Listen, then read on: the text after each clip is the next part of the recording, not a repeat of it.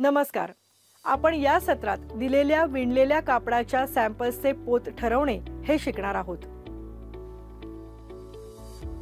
या सत्राच्या शेवटी तुम्हाला कपड्याला लेबलिंग करणे, विविध प्रकारचे फॅब्रिक्स ओळखण्याचे निकष आणि दिलेल्या विणलेल्या कापडाचा पोत ठरवणे या गोष्टी लक्षात येतील. विविध प्रकारचे फॅब्रिक्स ओळखण्यासाठी काही निकष आहेत. फॅब्रिकची सुलट आणि उलट बाजू ओळखण्यासाठी फॅब्रिकच्या दोन्ही बाजू एकमेकांच्या शेजारी ठेवा. कापडाच्या सुलट बाजूला तपासा की डिझाईन ठळक आणि स्पष्ट आहे.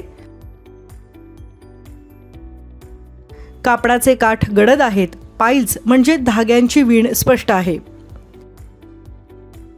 तुम्हाला कॉटन सारखं एखादं कापड खरेदी करायचं असल्यास तुम्हाला सामान्यतः कापडाच्या काठाकडेच ते कोणत्या प्रकारच्या फायबर्स पासून विणले आहे याची माहिती लिहिलेली आढळेल. पण काही कापडांवर माहिती लिहिलेली नसते. अशा परिस्थितीत फायबर ओळखण्यासाठी वेगवेगळ्या टेस्टची मदत घेता येते. बर्निंग टेस्ट किंवा अग्निपरीक्षा. चिमट्याच्या मदतीने काही धागे किंवा कापडाचा लहानसा तुकडा आगीत आडवा जाळला जातो. खालच्या दिशेने जळणे, वास आणि उरलेला भाग यावरून फायबरचा प्रकार कळतो. Dry tearing test. कापडाचा तुकडा फाडावा आणि हातात धरावा. फाटलेल्या कडांजवळील फायबरच्या लांबीने कापडाचा प्रकार कळतो. या टेस्टमुळे सुती आणि लिनन कापडांमधलाही फरक कळतो. बर्निंग टेस्टचे या दोन्ही कापडांवरील परिणाम सारखेच असतात. विविध देशांमधील टेक्स्टाईल लेबलिंग नियमांचा उद्देश फॅब्रिक तयार करण्याकरता कोणत्या प्रकारचं फायबर वापरलं आहे याची माहिती देणे हा असतो. ड्रेस प्रकारामध्ये फायबरबद्दलच्या माहितीचं लेबल कॉलर किंवा बाजूच्या सीम्सना शिवलेले असते. फॅब्रिकच्या कडांवर ही माहिती लिहिलेली असते. जर उत्पादन पॅकेजमध्ये म्हणजे सॉक्स सारखे जर असेल तर त्याच्या वेष्टनावर म्हणजेच त्याच्या पॅकिंगवर ही माहिती लिहितात. 100% सिल्क किंवा रेशीम.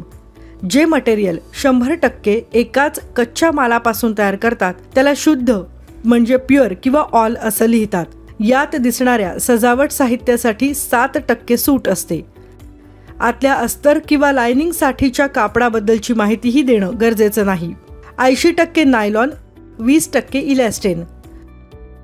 मिश्र उत्पादनांकरता वजनानुसार फायबर्सची टक्केवारी द्यायला हवी. उतरत्या क्रमाने फायबर्सची माहिती दिली जावी. किमान 85% सिल्क. जे कापड वेगवेगळ्या फायबर्सपासून तयार होतं त्यात जे फायबर 85% आहे त्याचा उल्लेख किमान 85% कंटेंट असा करता येतो. 60% लोकर आणि विस्कॉस किंवा रेयॉन. जर मिश्रणात कोणत्याही फायबरचं प्रमाण 85% नसेल तर ज्या फायबरचे प्रमाण सर्वाधिक आहे त्यापासून सुरुवात करून उतरत्या क्रमाने इतर फायबरचे प्रमाण लिहितात. कॉटन 85%, इतर फायबर 15%. जर एक किंवा अधिक घटक 10%हूनही कमी प्रमाणात असतील तर त्यांचा उल्लेख इतर फायबर असा करतात.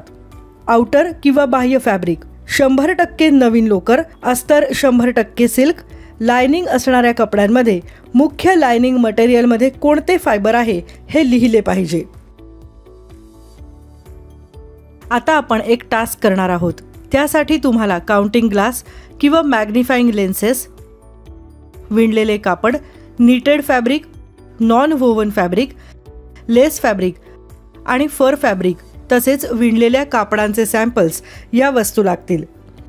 दिलेल्या विणलेल्या कापडाच्या नमुन्याचे पोत म्हणजे टेक्स्चर निश्चित करण्याचे कार्य किंवा टास्क करायचं आहे. फॅब्रिक सॅम्पल ओळखण्यासाठी त्यांना 1, 2, 3 ते 15 असे क्रमांक द्या. सॅम्पल क्रमांक 1 घ्या आणि टेबलवर फॅब्रिक सॅम्पल ठेवा. फॅब्रिक सॅम्पलची लहान घडी करा. या लहान घडीला तुमच्या हाताच्या अंगठी आणि इंडेक्स फिंगरने स्पर्श करा. आता आकृतीत दाखवल्याप्रमाणे त्याच्या जाडीचा अंदाज घ्या. बारकाईने तपासा की हे फॅब्रिक पातळ आहे, जाड की मध्यम आहे. जर हे फॅब्रिक पातळ किंवा थिन असेल तर टेबलच्या फॅब्रिकचे वजन या उभ्या रकान्यामध्ये सॅम्पल क्रमांक 1च्या आडव्या ओळीत लाईट वेट किंवा हलकं वजन असं लिहा.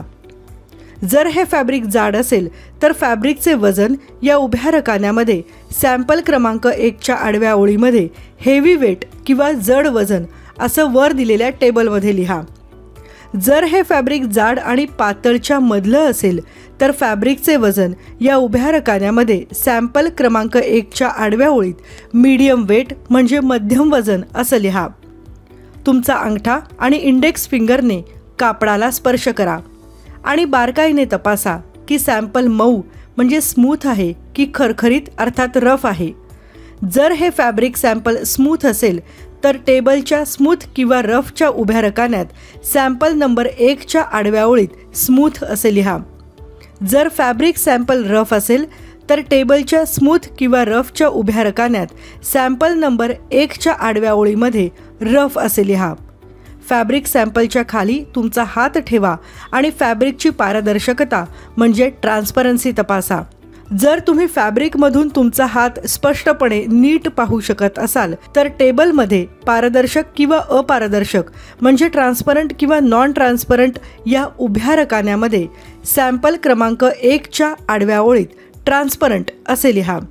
जर तुम्हाला फॅब्रिकमधून तुमचा हात नीट स्पष्टपणे दिसत नसेल तर टेबलमध्ये पारदर्शक किंवा अपारदर्शक म्हणजे ट्रान्सपरंट किंवा नॉन ट्रान्सपरंट या उभ्या रकान्यामध्ये सॅम्पल क्रमांक 1च्या आडव्या ओळीत नॉन ट्रान्सपरंट असं लिहा. उरलेले सर्व सॅम्पल्स याच सर्व कार्यपद्धतीने तपासा आणि टेबलमधील रकाने भरा. आता आपण दिलेल्या विणलेल्या कापडाच्या नमुन्याचे पोत ठरवणे या सत्राच्या शेवटी पोहोचलो आहोत. आतापर्यंत तुम्हाला कापडाला लेबलिंग करणे, विविध प्रकारचे फॅब्रिक्स ओळखण्याचे निकष आणि दिलेल्या विणलेल्या कापडाचा पोत ठरवणे या गोष्टी लक्षात आल्या असतील.